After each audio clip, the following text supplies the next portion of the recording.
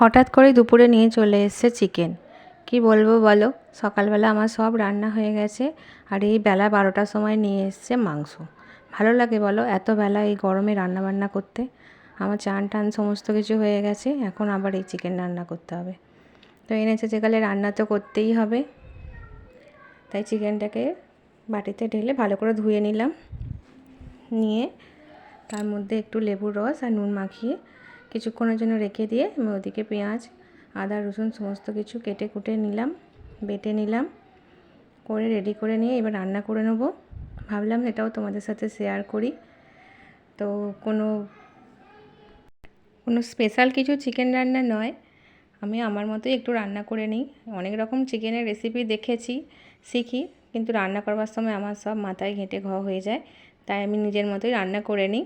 পেঁয়াজটাকে এদিকে ভাজতে দিয়ে দিয়েছিলাম, তার আগে তেলে একটু গোটা গরম মশলা ফোড়ন দিয়ে পেঁয়াজটাকে লাল লাল করে ভেজে তার মধ্যে আদা রসুনের পেস্ট আর সমস্ত রকম গুঁড়ো মশলা দিয়ে ভালো করে কষিয়ে নিয়ে এবার তেল ছেড়ে আসলে চিকেনটা ওর মধ্যে দিয়ে ভালো করে ঢাকা দিয়ে কষিয়ে নেব।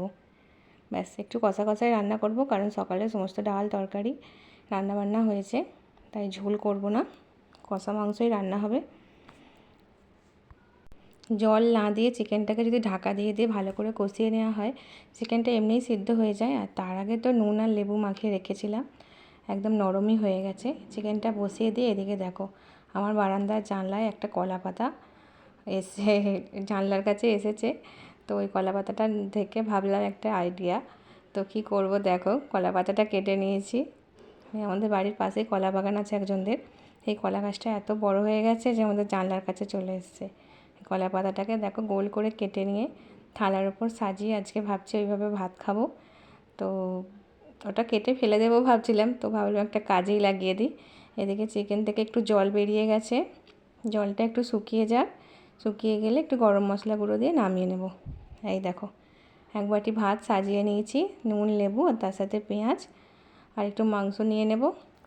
ডাল তরকারি কিছুই আমার লাগে না চিকেন হলে, তাই ডাল তরকারি সকালের কিচ্ছু রান্নাই আমি নিইনি, শুধু চিকেন আর ভাত আর তার সাথে একটু পেঁয়াজ আর নুন লেবু, ব্যাস, আমার আর কিছু চাই না।